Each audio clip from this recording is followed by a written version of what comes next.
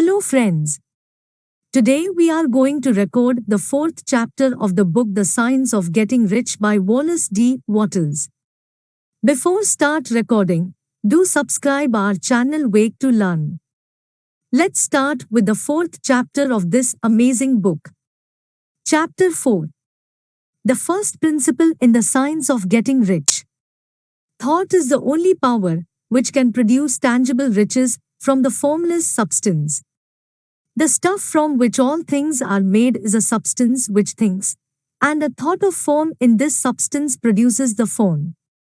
Original substance moves according to its thoughts.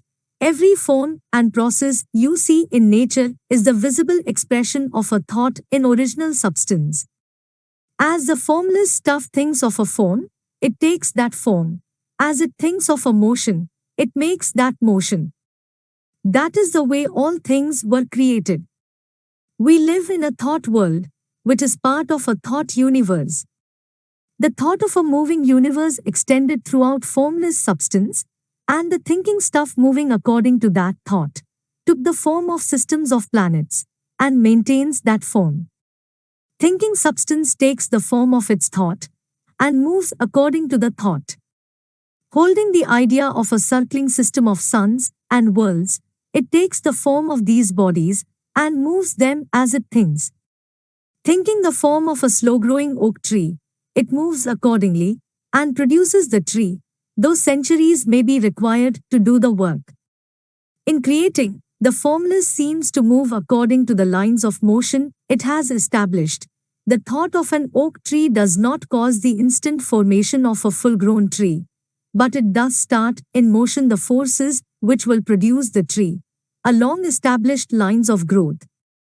Every thought of form, held in thinking substance, causes the creation of the form, but always, or at least generally, along lines of growth and action already established.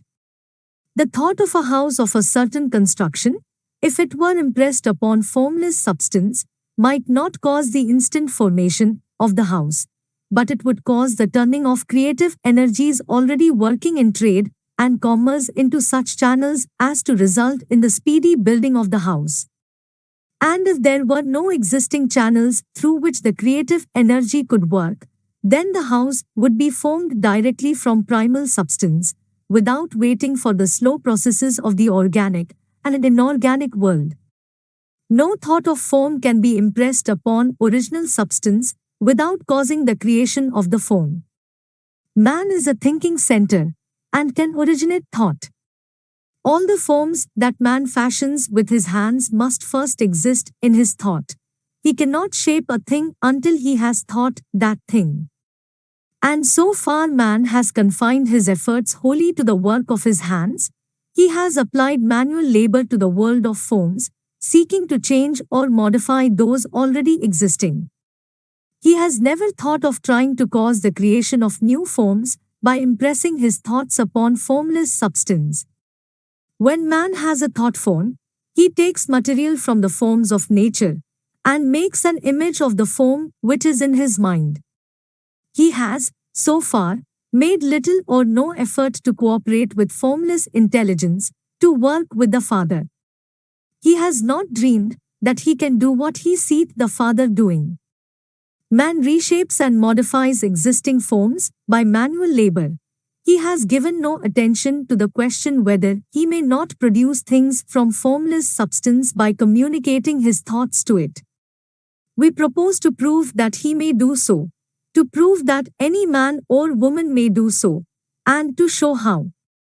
As our first step, we must lay down three fundamental propositions. First, we assert that there is one original formless stuff, or substance, from which all things are made. All the seemingly many elements are but different presentations of one element.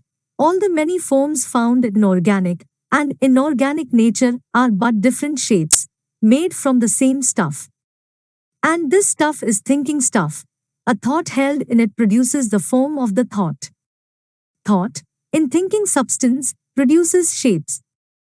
Man is a thinking center, capable of original thought, if man can.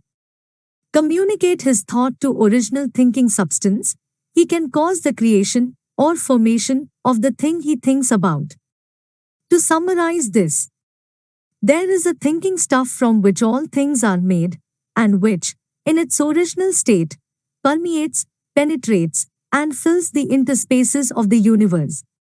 A thought, in this substance, produces the thing that is imaged by the thought.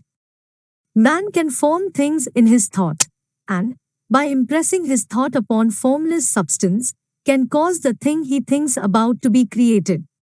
It may be asked if I can prove these statements, and without going into details, I answer that I can do so, both by logic and experience. Reasoning back from the phenomena of form and thought, I come to one original thinking substance, and reasoning forward from this thinking substance, I come to man's power to cause the formation of the thing he thinks about. And by experiment, I find the reasoning true, and this is my strongest proof. If one man who reads this book gets rich by doing what it tells him to do, that is evidence in support of my claim. But if every man who does what it tells him to do gets rich, that is positive proof until someone goes through the process and fails. The theory is true until the process fails, and this process will not fail, for every man who does exactly what this book tells him to do will get rich. I have said that men get rich by doing things in a certain way, and in order to do so, men must become able to think in a certain way. A man's way of doing things is the direct result of the way he thinks about things. To do things in a way you want to do them, you will have to acquire the ability to think the way you want to think. This is the first step toward getting rich. To think what you want to think is to think truth, regardless of appearances. Every man has the natural and inherent power to think what he wants to think, but it requires far more effort to do so than it does to think the thoughts which are suggested by appearances. To think according to appearance is easy. To think truth regardless of appearances is laborious and requires the expenditure of more power than any other work man is called upon to perform. There is no labor from which most people shrink as they do from that of sustained and consecutive thought. It is the hardest work in the world. This is especially true when truth is contrary to appearances. Every appearance in the visible world tends to produce a corresponding form in the mind which observes it, and this can only be prevented by holding the thought of the truth.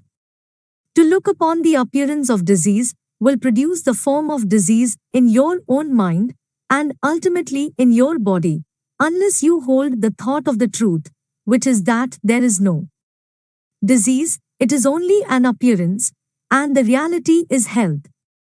To look upon the appearances of poverty will produce corresponding forms in your own mind, unless you hold to the truth that there is no poverty, there is only abundance. To think health when surrounded by the appearances of disease, or to think riches when in the midst of appearances of poverty, requires power. But he who acquires this power becomes a mastermind. He can conquer fate. He can have what he wants. This power can only be acquired by getting hold of the basic fact which is behind all appearances, and that fact is that there is one thinking substance from which and by which all things are made. Then we must grasp the truth that every thought held in this substance becomes a form, and that man can so impress his thoughts upon it as to cause them to take form and become visible things. When we realize this, we lose all doubt and fear, for we know that we can create what we want to create, we can get what we want to have, and can become what we want to be. As a first step toward getting rich, you must believe the three fundamental statements given previously in this chapter, and in order to emphasize them, I repeat them here. There is a thinking stuff from which all things are made, and which, in its original state, permeates, penetrates, and fills the interspaces of the universe.